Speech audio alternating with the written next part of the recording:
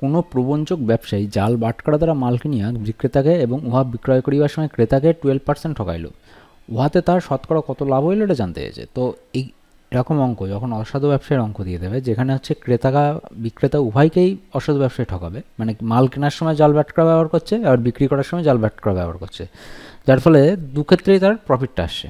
তো এক্ষেত্রে বলেছে তার শতকরা কত লাভ হলো সেটা বের করবো। তো এটা প্রথমে আমরা শর্ট টেকনিক এটা করে দিচ্ছি। দেখো, তো এখানে দেখো, আমরা এখানে এইরকম অঙ্ক করার সময় আমরা এখানে এটা ধরে নিচ্ছি হচ্ছে 100 ইউনিট মালের দাম হচ্ছে 100 টাকা, ঠিক আছে। তো এক্ষেত্রে এক ইউনিট মালের দাম তাহলে অবশ্যই হবে কত, 1 টাকা। তাহলে আমাদের কাজটা করতে সুবিধা হবে। আর এক্ষেত্রে একটা জিনিস মাথায় রাখতে হবে যে এখানে ওজন আর দাম দুটো জিনিস দিয়েছে, আমরা কোনটা ধরে কাজ করবো, এখানে ওজনটা ধরে কাজ করব। তাহলে আমাদের দেখবে কাজটা কুইক হচ্ছে এবং মাথায় রাখতে সুবিধা হচ্ছে। কারণ এখানে কেউ যদি দাম ধরে কাজ করে সেখানে অঙ্কের ডিফারেন্স তৈরি হবে এবং অঙ্ক ভুল হতে পারে, ঠিক আছে। এবং অনেকেই ডাইরেক্ট একটা সূত্র অ্যাপ্লাই করে যে এ প্লাস বি ইন্টু এ মাইনাস বি, হ্যাঁ, তা প্লাস এ মাইনাস বি, তা এই সূত্রটা কিন্তু এখানে অ্যাপ্লিকেবল নয়, এটা প্রথমে বলে রাখলাম। তাহলে সেক্ষেত্রে কিন্তু ভ্যালুয়েশনটা চেঞ্জ হয়ে যেতে পারে। এখানে হচ্ছে অসাধু ব্যবসায়ী আছে একজন,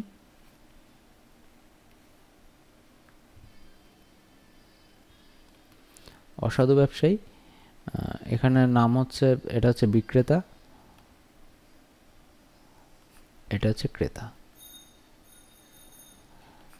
তাহলে অসাধু ব্যবসায়ী 100 ইউনিট মাল কিনেছে, ধরে নিই 100 ইউনিট মাল কিনেছে, কিন্তু বিক্রেতার কাছ থেকে যেহেতু 12% লাভ করেছে, বিক্রেতাকে ঠকিয়ে দিয়েছে 12%।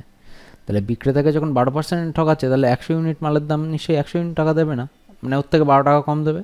তার মানে 88 ইউনিটের মালের দাম দেবে, 88 ইউনিটের মালের দামটা পাবে, ঠিক আছে। তো এত ইউনিট দাম পাবে,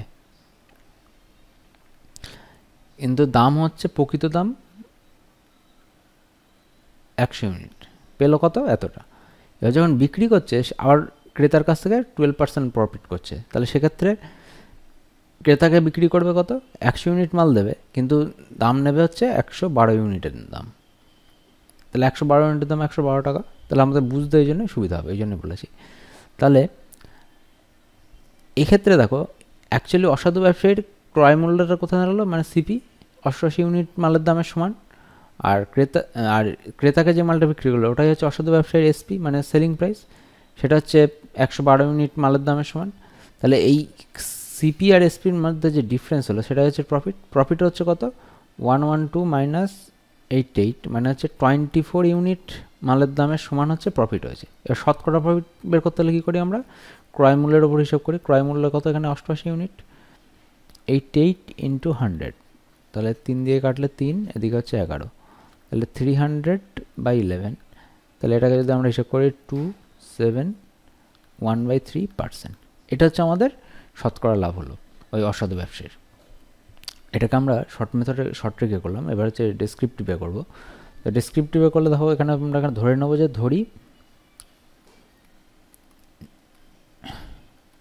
মালটির প্রকৃত মূল্য 100 ইউনিটের দাম 100 টাকা, তাহলে 1 ইউনিটের দাম 1 টাকা হবে। এখন এই অসাধু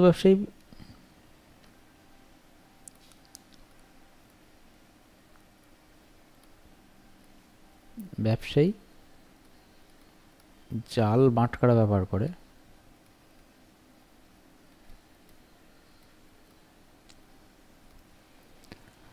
জাল বাটখারা ব্যবহার করে 12%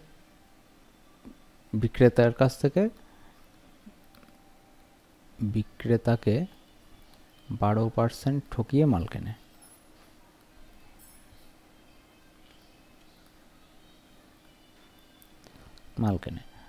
অর্থাৎ ওই ব্যবসায়ী 100 ইউনিট বা ইউনিটটা বাংলা একক বলা হবে, ইউনিট মাল কিনতে গিয়ে বিক্রেতাকে 88 100 বিয়োগ 12 সমান সমান 88 ইউনিট মালের দাম দেয়। এবার দেখো 100 ইউনিট মাল কিনতে গিয়ে বিক্রেতাকে এত ইউনিট মালের দাম দিয়েছে। আবার ওই অসাধু ব্যবসায়ী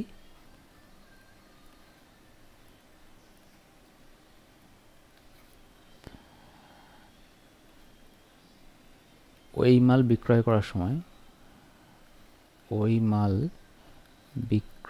সময়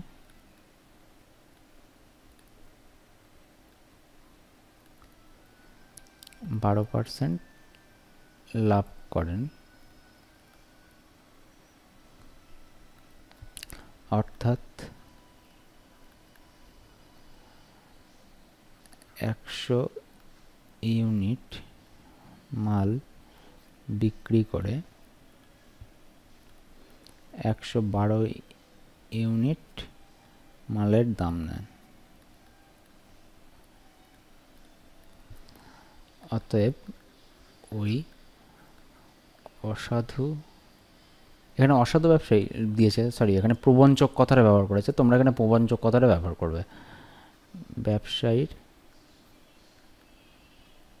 প্রকৃত লাভ, দেখো প্রথম ক্ষেত্রে বিক্রয় মূল্য বিয়োগ ক্রয় মূল্য, বিক্রয় মূল্য বিয়োগ ক্রয় মূল্য, তাহলে বিক্রয় মূল্য কত? 112 ইউনিটের দাম সমান বিয়োগ 88 সমান সমান 24 ইউনিট। ইউনিট দাম সমান প্রকৃত লাভ হলো, প্রকৃত লাভটা দাঁড়ালো কত?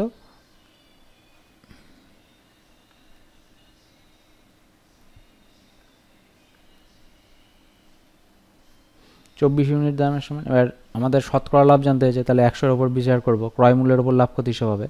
তাহলে 88 ইউনিট দামের সমান ক্রয় মূল্যে মাল কিনে 24 ইউনিট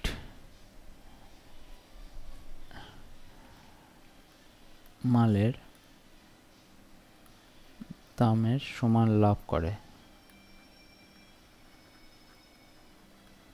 তাহলে 1 ইউনিট দামের সমান ক্রয় মূল্যে মাল কিনে 24/88 ইউনিট মালের দামের সমান লাভ করবে। তাহলে এবার 100-র বিচার হিসাব করব, 100 ইউনিট মালের দাম শুনে কত ইউনিটের বিচার করবে? তাহলে 24/88 গুণ 100 3/11, তার মানে হচ্ছে 27.13%, তার হচ্ছে প্রফিট হবে।